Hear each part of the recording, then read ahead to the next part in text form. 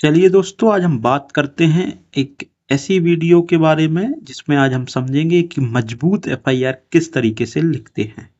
तो मजबूत एफआईआर लिखने के लिए जो जो इम्पोर्टेंट जानकारी होंगी आपको एक ही वीडियो में संपूर्ण जानकारी मिलेगी और इस वीडियो को देखने के बाद आपको कभी भी एफआईआर लिखने में कोई भी प्रॉब्लम नहीं आएगी।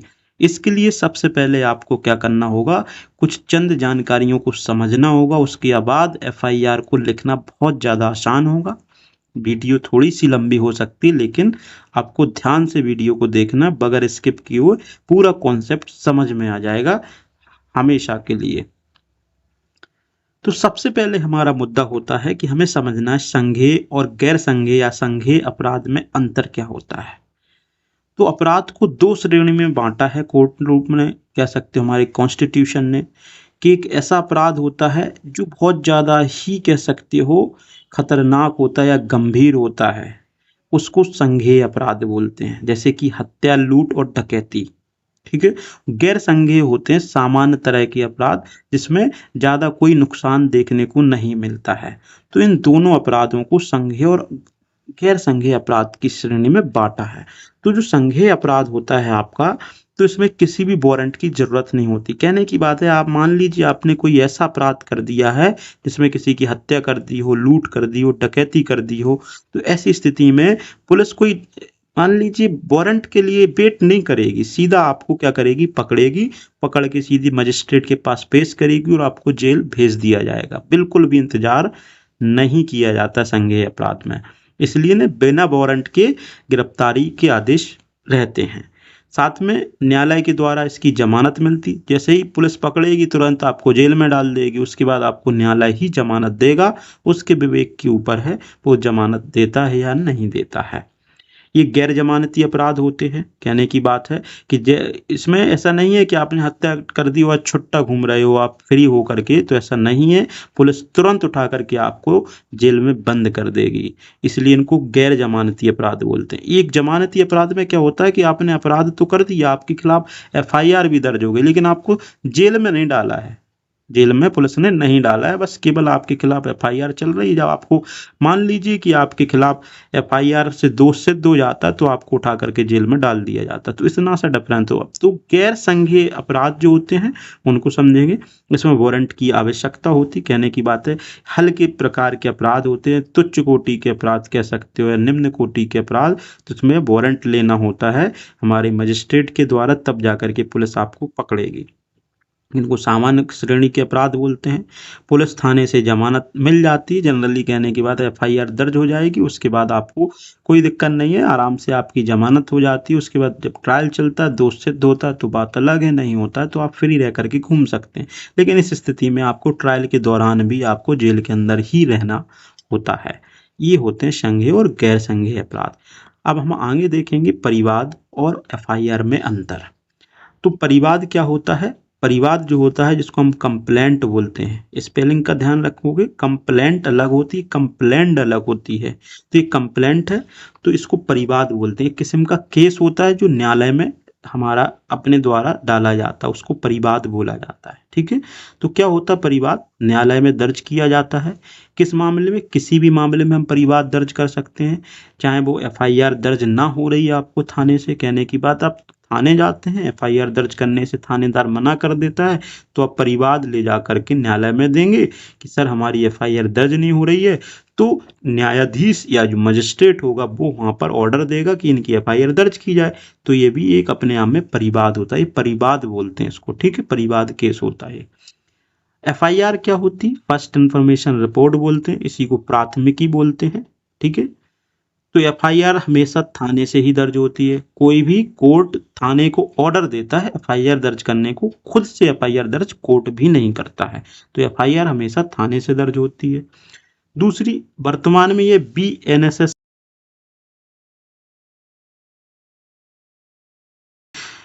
भारतीय नागरिक सुरक्षा संहिता की धारा 75 के तहत ये दर्ज होने लगी है अभी। ठीक है। अच्छा, एफआईआर में ही एक चीज देखने को मिलती है, एनसीआर। इसको भी पता होना चाहिए एनसीआर क्या होती है। तो एनसीआर एक ऐसी श्रेणी के कह सकते हो रिपोर्ट होती है जो निम्न कोटि के अपराध होने पर ही दर्ज की जाती है। मान लीजिए किसी ने किसी व्यक्ति को गाली गलौज कर दी है, गाली दे दी है, तो गाली देने पर क्या होता है कि उसके खिलाफ एनसीआर की रिपोर्ट दर्ज होगी। ठीक है, एनसीआर रिपोर्ट दर्ज होगी, इस चीज को ध्यान रखोगे। ठीक है, गाली दे दी, छोटी मोटी मारपीट हो गई, बहस हो गई, कुछ भी ऐसा जो बहुत दयनीय स्थिति वाला क्राइम नहीं है, हल्का फुल्का क्राइम है, तो उसमें एनसीआर की रिपोर्ट दर्ज होती है, ना कि एफआईआर की रिपोर्ट दर्ज होती है। रिपोर्ट की कॉपी में लिखा रहता है, इस चीज को भी ध्यान रखोगे। ठीक है, आगे बढ़ते हैं। अब मुद्दा आता है हमारा, शिकायत कहाँ दर्ज की जाती है, ये भी तो सबसे बड़ी बात होती है। तो शिकायत हम अपने नज़दीकी थाने में दर्ज करा सकते हैं, एक तरीका है। दूसरा तरीका है जीरो एफआईआर के तहत भारत के किसी भी कोने में दर्ज करा सकते हैं। तो नज़दीकी थाने में मान लीजिए आपके घर के आसपास जो भी थाना है और आपके हल्के में लगता है, कहने की बात आपके क्षेत्र में लगता है, तो वहाँ पे दर्ज करा सकते हैं। और दूसरा तरीका है आप भारत के किसी भी कोने में होने पर किसी भी जगह पे भी दर्ज करा सकते हैं। मान लीजिए आपका थाना कहीं है, क्राइम किसी जगह हुआ है, आप दूसरी जगह के हैं, ऐसी स्थिति में आप किसी भी जगह पे जीरो एफआईआर दर्ज करा सकते हैं। जीरो एफआईआर को थोड़ा सा हम समझेंगे, ज़्यादा बेनिफिशियल चीज़ है हमारे लिए। तो जीरो एफआईआर क्या होती है, देखिए जीरो एफआईआर की अगर बात की जाए तो जीरो एफआईआर जो है किसी भी पुलिस स्टेशन के द्वारा बगैर किसी क्षेत्राधिकारी की परवाह के हम संज्ञेय अपराध के मामले में शिकायत दर्ज करा सकते हैं। कोई भी पुलिस स्टेशन के पास इतनी पावर होती है कि बगैर किसी बड़े ऑफिसर यानी कि डिप्टी एसपी के परवाह के ही संज्ञेय अपराध के मामले में कोई भी पुलिस स्टेशन किसी भी जगह की एफआईआर दर्ज कर सकता है, जो जीरो एफआईआर होती है। इस जीरो एफआईआर में क्या होता, कोई भी संख्या आवंटित नहीं होती। जो रेगुलर एफआईआर में हमेशा एफआईआर नंबर रहता है।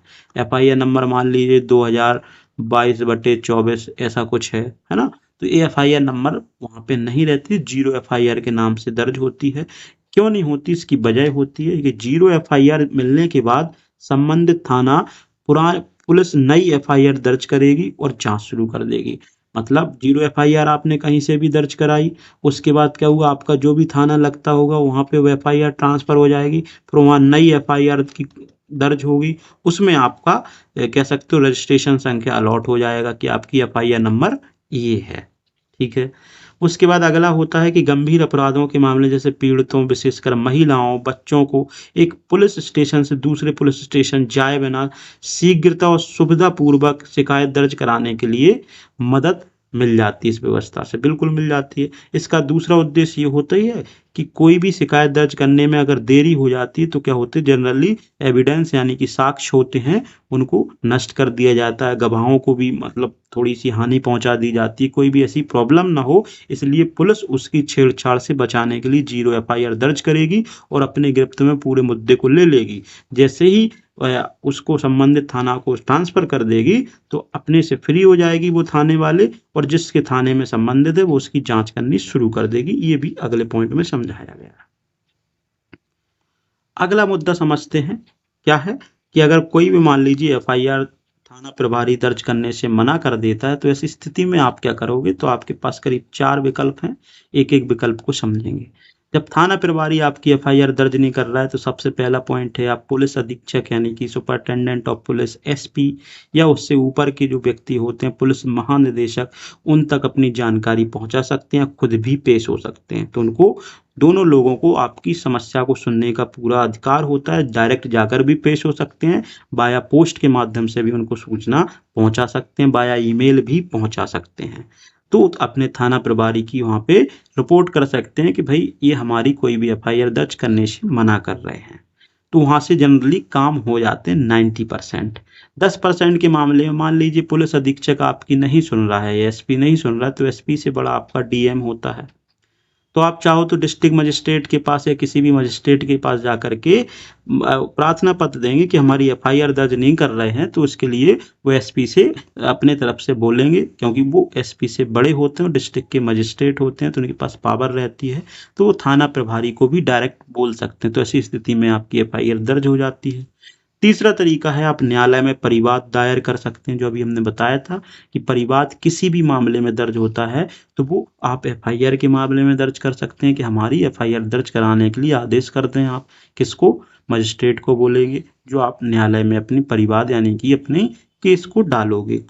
चौथा तरीका है कि मजिस्ट्रेट बीएनएस की धारा 179 के तहत आपकी पुलिस के लिए एफआईआर दर्ज करने के लिए निर्देश दे सकता है। पहले 156(3) बोलते थे, 156(3) सीआरपीसी की धारा के तहत लोग अपनी कंप्लेंट को केस बना करके कोर्ट में डाल लेते थे, जिसके माध्यम से कोर्ट उसको ऑर्डर दे करके एफआईआर दर्ज कराने के लिए आदेश कर देता था संबंधित थाने को।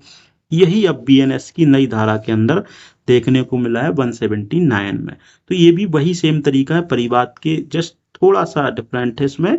ये इस धारा के तहत उस पूरी छानबीन करने के बाद देखेंगे कि इस मामले में एफआईआर दर्ज होना जरूरी है या नहीं, अगर है तो थाने को निर्देश कर देंगे, उसके बाद फिर प्रक्रिया आगे चलती रहेगी। अगला हम देखेंगे कि थाने की जो आपकी डेली डायरी होती है, उस डेली डायरी को समझेंगे क्या होती है। इसका भी एक इम्पोर्टेंट पॉइंट होता है, समझने के बाद ही हम इसको समझ पाएंगे। क्या होता है कि जो किसी भी पुलिस स्टेशन में दैनिक आधार पर जो घटित होने वाली आपकी सभी क्रियाओं और घटनाओं की रिकॉर्ड जो है यहाँ मेंटेन करके रखा जाता है। क्रियाकलाप, घटनाएं, जो भी यहाँ पे भी दैनिक गतिविधियां हो रही, उन गतिविधियों को उस डेली डायरी में लिखा जाता है थाने के द्वारा। क्या होता है कि उस डेली डायरी में रहेगा पुलिस अधिकारियों का आना जाना, कितने पुलिस अधिकारी आए, किसने ड्यूटी ज्वाइन की, कौन ड्यूटी ओवर करके जा रहा है, सभी लोगों का आना जाना। कोई मान लीजिए किसी दबिश पे जा रहा है तो सभी चीज़ों का डाटा उस सामान्य डायरी में रहेगा।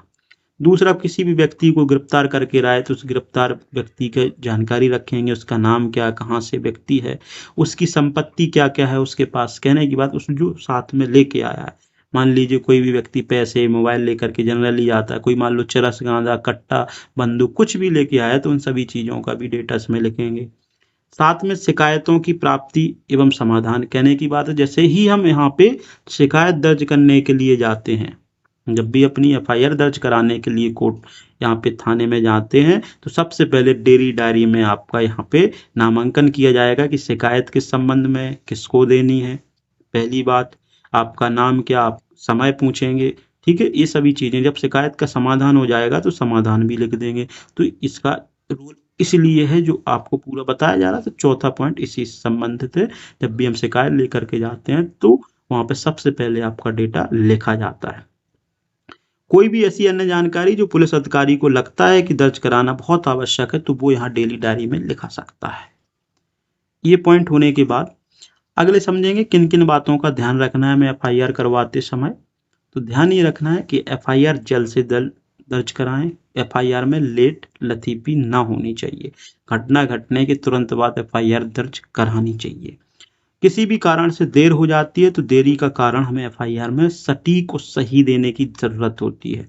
कोई भी ऐसी घटना होती है कि एफआईआर कराने से पहले उस व्यक्ति को इलाज कराने की ज़रूरत है, तो ऐसी स्थिति में समय हो जाता है तो आपको देरी का कारण भी देना होता है।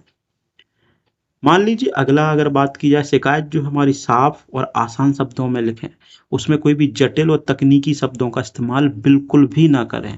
साफ और सही होगी, सटीक होगी, सत्य होगी तो आपकी एफआईआर आसानी से चढ़ भी जाएगी और आगे चल के जब आपका ट्रायल चलेगा कोर्ट में तो उस समय एफआईआर खारिज नहीं होगी और उस व्यक्ति को, दोषी को सजा भी होगी।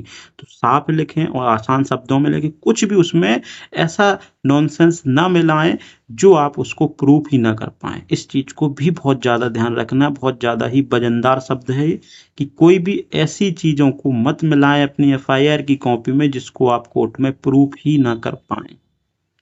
अगला है, आने जाने के समय आपकी डेली डायरी में अपना डाटा जरूर लिखवाएं। कहने की बात है जैसे ही आप एफआईआर की कॉपी दर्ज कराने के लिए शिकायत पत्र ले जाते हैं तो सबसे पहले डेली डायरी में आप अपना नाम, किस संबंध में शिकायत है, वो कितने बजे आप देने आए हो, तो ये डेटा जरूर लिखवाया जाता है। जिससे क्या होता है, कोई भी एफआईआर के लिए जो दर्ज कराया गया शिकायत पत्र है उसको खो नहीं सकते हैं फिर वो, क्योंकि वो डेटा पे चढ़ गया, उस पर कुछ ना कुछ करना होता है उनको। जब एफआईआर चढ़ जाती है तो उसके बाद आपको एक कॉपी मिलती है जिसमें थाना अध्यक्ष की मोहर रहेगी और उसके साइन रहेंगे। ये अनिवार्य रूप से आपको दी जाती है एफआईआर चढ़ने के बाद। इस चीज को भी ध्यान रखेंगे हम। अगला है कि ऑनलाइन एफआईआर क्या होती है, ये भी हमारे समझने की जरूरत है। अब जनरली क्या होता है, ई एफआईआर का भी चलन हो गया है। तो पुलिस को शिकायत दर्ज करने का डायरेक्ट अब थाने नहीं जाना चाहते हैं तो पेपरलेस तरीका है कि इलेक्ट्रॉनिक रूप से आप ऑनलाइन एफआईआर दर्ज कर सकते हैं। इसमें क्या होता है, 24 घंटे के अंदर, 24 आवर्स के अंदर पुलिस अधिकारी, पुलिस का कोई भी व्यक्ति आपसे संपर्क करके आपको थाने में भी बुला सकता है, आपकी संपर्क करके आपके घर पे भी आ सकता है और उस समाधान करने के लिए कार्रवाई आगे करेगा। ऑनलाइन एफआईआर से ये बेनिफिट होता है।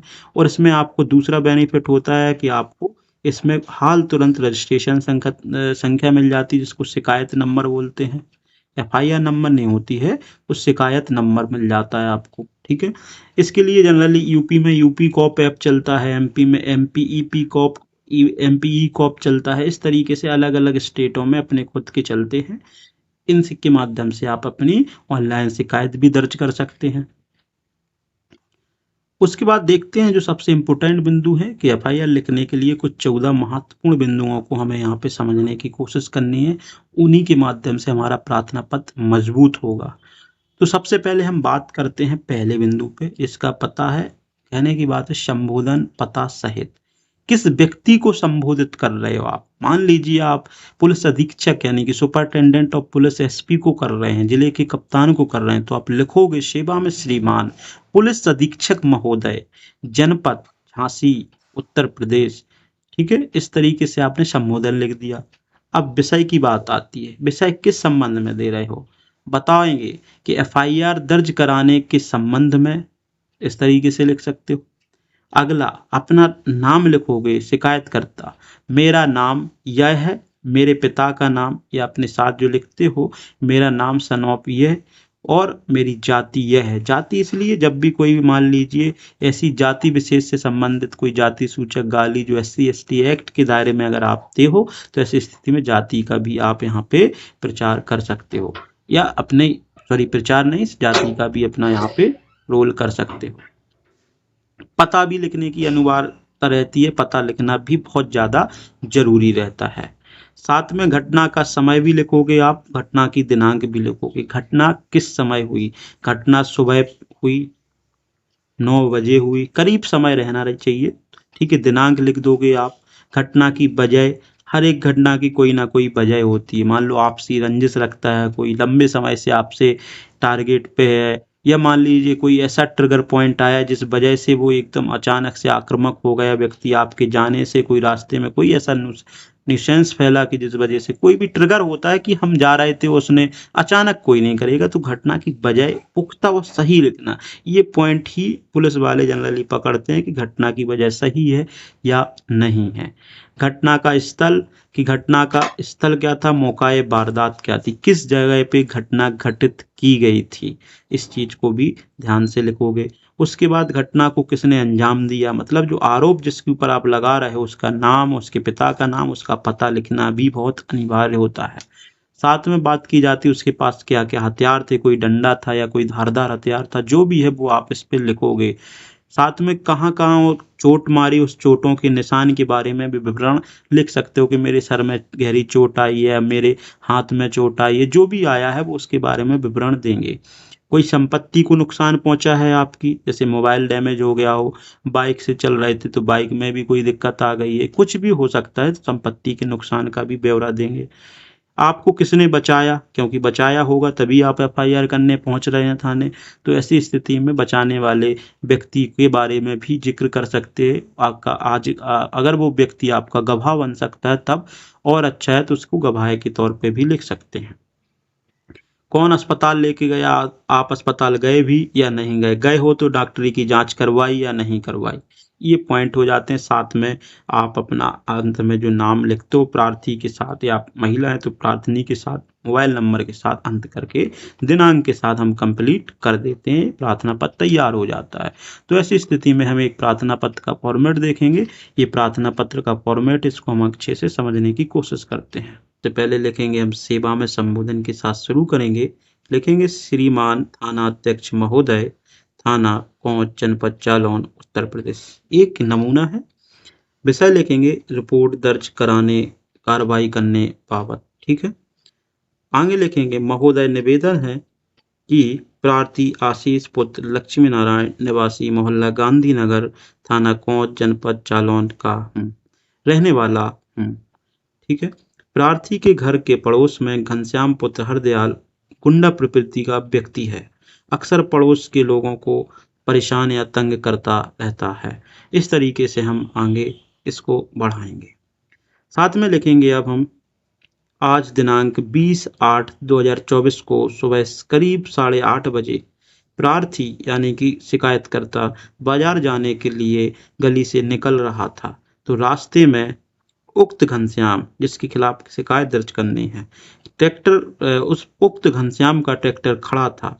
प्रार्थी ने उक्त घनश्याम से कहा कि मैं अपनी मोटरसाइकिल निकाल रहा हूं, आप अपना ट्रैक्टर थोड़ी देर के लिए हटा लो। जब मैं अपनी मोटरसाइकिल निकाल ले जाऊं तो आप अपना ट्रैक्टर वापस खड़ा कर देना। क्योंकि कहानी को हमें कहानी नुमा ही समझानी है, कुछ भी इसमें अलग से जोड़ने की कोशिश नहीं करनी है। इसी बात से नाराज होकर के उक्त घनश्याम गाली गलौज देते हुए कहने लगा, मैं नहीं हटाऊंगा, तू जो कर सकता है कर ले। प्रार्थी ने उक्त को गाली देने से मना किया तो घनश्याम भागकर घर में घुसा और अचानक एक लाठी लेकर आ गया और बोला, आज तो तुझे सबक सिखाना ही पड़ेगा। तब वह प्रार्थी की तरफ मारपीट करने के लिए दौड़ा तो प्रार्थी डर के मारे गाड़ी छोड़कर अपने घर में घुस गया। जब उक्त घनश्याम प्रार्थी के घर में घुस आए और प्रार्थी को गाली गलौज करते हुए डंडों से मारपीट करने लगा, यह देखकर प्रार्थी की मां श्यामवती दौड़कर प्रार्थी को बचाने के लिए आई। तब उक्त मतलब वही व्यक्ति जो बार बार आरोप कर रहा है, उक्त से संबोधित कर रहे हैं, बार बार नाम लिखने की जरूरत नहीं होती है, एवं मां श्यामवती को डंडों से मारा, जिसके पास राजू पुत्र राम किशोर आ गए और जिन्होंने प्रार्थी और प्रार्थी की मां को बचाया और घटना को अपनी आंखों से भी देखा। ये गवाह के तौर पे काम करेगा आगे। उक्त घनश्याम जाते वक्त कह गया कि अगर प्रार्थी थाने से रिपोर्ट दर्ज करवाएगा तो उसे जान से मार दिया जाएगा। जब प्रार्थी आज ही थाने आया और यह तहरीर लिखवाकर श्रीमान जी की समक्ष प्रस्तुत कर रहा हूँ। अतः श्रीमान जी से निवेदन है कि प्रार्थी की रिपोर्ट दर्ज कर उपरोक्त घनश्याम के विरुद्ध उचित कानूनी कार्रवाई कर दंड देने की कृपा करें। साथ में इधर पर हम देखेंगे लास्ट में जो फुट होता है, हमारा फुटर होता है, इसमें अपना प्रार्थी, साथ में यहाँ पे अपना नाम आशीष कुमार लक्ष्मी नारायण, निवासी मोहल्ला गांधीनगर, थाना कोंच, जनपद जालौन, उत्तर प्रदेश, साथ में मोबाइल नंबर अनिवार्य रूप से, और यहाँ पे दिनांक देने की जरूरत होती है। ये सभी चीजें हमें यहाँ पर देनी होती हैं, इस चीज को ध्यान रखना है। ये सभी हमारे किसके इंपोर्टेंट पॉइंट हो जाते हैं इस चीज के। इस तरीके से देख सकते हैं। सबसे ऊपर हमारा रहेगा ये फुटर, ये रहेगा हेडर रहेगा हमारा, ठीक है। इस पे हमारा संबोधन रहेगा, किसको लिख रहे हैं। उसके बाद हमारा यहाँ पे ये विषय रहेगा, ठीक है। उसके बाद ये हमारा खुद का पता रहेगा कि हम कौन है, ठीक है। उसके बाद साथ में सामने वाले का थोड़ा सा हमने ब्रीफिंग कर दी है। उसके बाद देखेंगे ये पूरी घटना है, ये क्या है, घटना है आपकी, ये आपकी घटना है। कैसे घटना घटी, सत्य तरीके से हमने घटना को समझाने की कोशिश की है। ये घटना में आपके गवाह भी आ गए हैं और सभी समस्या भी आ गई। यहाँ आपका फिर से निवेदन आ गया फुटर में, उनको बताएंगे कि समस्या कैसी कैसी है और उसके ऊपर क्या कार्रवाई करनी। यहाँ पे अपना डाटा प्रार्थी के तौर पे यहाँ पे देना है, जो हमारे फुटर के तौर में अनिवार्य रूप से होता है। ये हमारी सभी इंपोर्टेंट चीजें। इस सभी का डाटा जो है आपको, अगर ये पीडीएफ आपको चाहिए तो मेरे टेलीग्राम लिंक पे आपको मिल जाएगी। लिंक के माध्यम से आपको यूट्यूब के नीचे आप जैसे डिस्क्रिप्शन में जाओगे टेलीग्राम से जुड़ने का मौका मिल जाएगा। उसमें आपको इसका एक एडिट वर्जन भी मिल जाएगा पीडीएफ फॉर्मेट में, एक डॉक्यूमेंट फॉर्मेट में, जिससे आसानी से आप इसको कभी भी फॉर्मेट कर सकते हो और नए तरीके से चेंज करके अपनी प्रार्थना पत्र को तैयार कर सकते हो। इसमें कोई भी बहुत बड़ी रॉकेट साइंस नहीं है। अगर वीडियो अच्छी लगती है तो हमें सब्सक्राइब जरूर करें और आगे ऐसे कोई भी लीगल टिप्स को जानने के लिए हमसे जुड़े रहें। धन्यवाद।